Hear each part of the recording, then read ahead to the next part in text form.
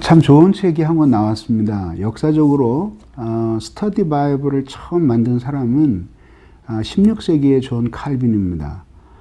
그는 참 현명한 사람이었습니다. 성경을 읽을 때 무지와 오해로 말미암아 잘못된 해석을 할 수 있기 때문에 그는 최소한의 성경 해석을 위한 중요한 내용들을 그 성경에다가 달았던 것입니다. 그것을 우리들이 유명한 제네바 바이블이라고 부릅니다. 이후에 스코필드 바이블이 나왔죠. 스코필드라는 사람이 유사한 방법으로 스터디 바이블을 만들었습니다. 세대주의를 널리 퍼뜨린 그런 일도 하였지만 아무튼 그런 성경은 상당히 많은 사람들에게 유익을 주었습니다. 저는 사실은 이런 스터디 바이블을 거의 사용하지 않습니다. 이것이 제가 가지고 있는 성경이고요. 회심한 그 이듬해 봄에 사서 이제껏 가지고 있습니다. 지금은 개역개정으로 바뀌었기 때문에 다른 성경을 보지만 저는 그 성경을 그 스터디 바이블로 만든 거를 거의 사용하지 않았습니다. 왜냐하면 그 내용을 별로 신뢰할 수 없었기 때문입니다. 그러나 이제 이 ESV 스터디 바이블은 제가 꼼꼼히 살펴봤는데 대단히 훌륭한 책입니다. 아마 그 스터디 바이블이 그 나온 이래로 가장 그 권위 있는 학자들이 약 그 100여 명의 그 복음주의와 개혁주의 계열에 서 있는 학자들이 이거를 직접 집필을 했고 복음주의 신학자로서 저명한 웨인 그루뎀 같은 사람들이 여기 책임자로 관여하면서 이 스터디 바이블을 완성했습니다. 이 스터디 바이블의 특징이 무엇이냐라고 할 것 같다면 우선 전체적으로 말하자면 이 책 한 권이 신학교라고 말할 수 있을 정도로 방대한 양을 담고 있습니다. 물론 이제 이렇게 방대한 양을 담다가 보니까 이걸 휴대하고 다니기에는 좀 불편한 점이 있을지 모릅니다. 그렇지만 모든 스터디 바이블을 항상 손에 들고 다녀야 된다는 법은 없겠죠.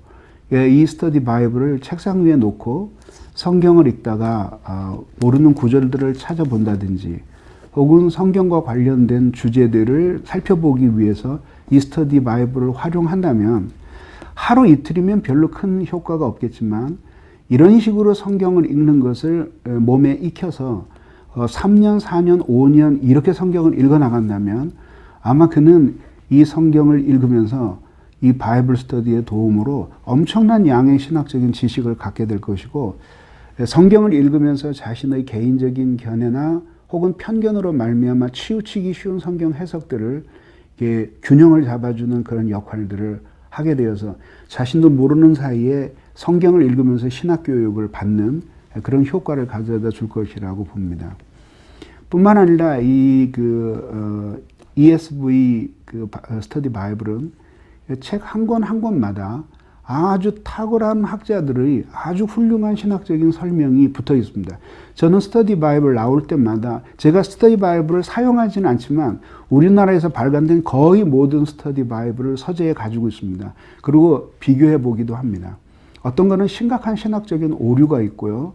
또 어떤 스터디 바이블은 이스라엘 출애굽의 역사를 바라보는 데 있어서 앞부분은 전기 출애굽서를 또 뒷부분은 후기 출애굽서를 택해서 서로가 연대가 일치하지 않는 이런 모순 같은 것들도 발견하게 됩니다.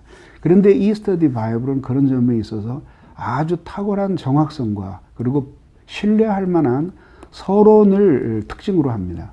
그래서 구약 들어가기 전에 구약 신학 전체에 대한 해설, 모세오경에 대한 해설, 창세기에 대한 해설인데 평신도들을 위해서 이렇게 탁월한 그 설명은 제가 처음 봤습니다.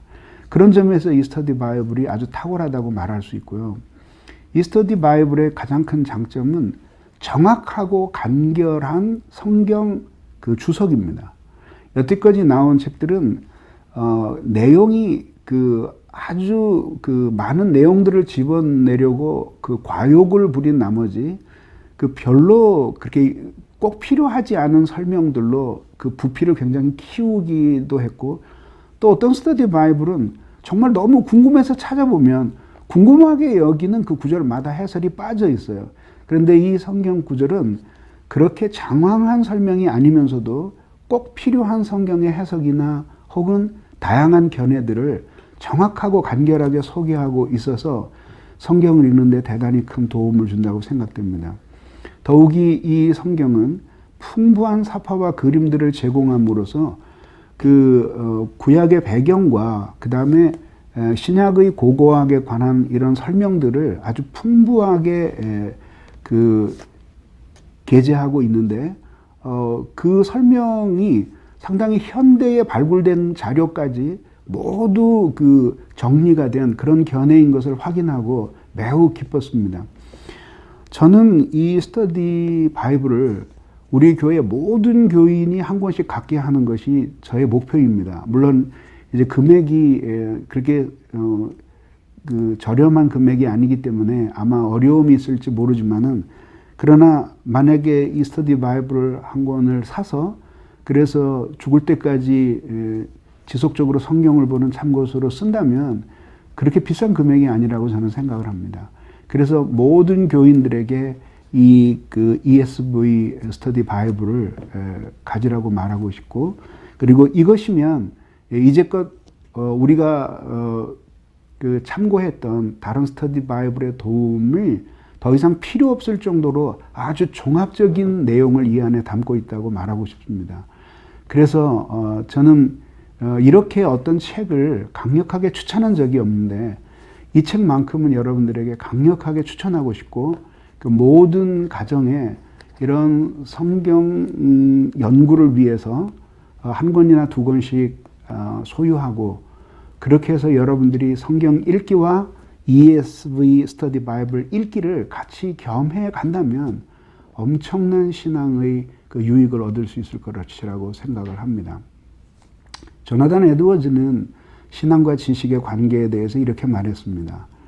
우리의 모든 지식은 삶으로, 그리고 우리의 모든 삶의 기반은 지식으로, 즉 좋은 사상에서, 훌륭한 지식에서 탁월한 삶이 나오는 것이고, 탁월한 삶은 반드시 체계적인 사상과 지식을 기반으로 하고 있어야 된다는 것입니다.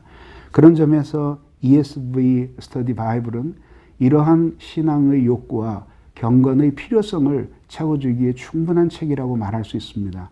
저는 여러분들에게 이 책을 강력하게 추천하고, 그리고 저는 이 책을 추천하는 것을 아마 죽을 때까지 후회하지 않을 것입니다. 여러분들에게 하나님의 말씀을 통한 그 지속적인 탐구의 열정을 하나님께서 이 스터디 바이블을 통해서 주시기를 진심으로 바랍니다.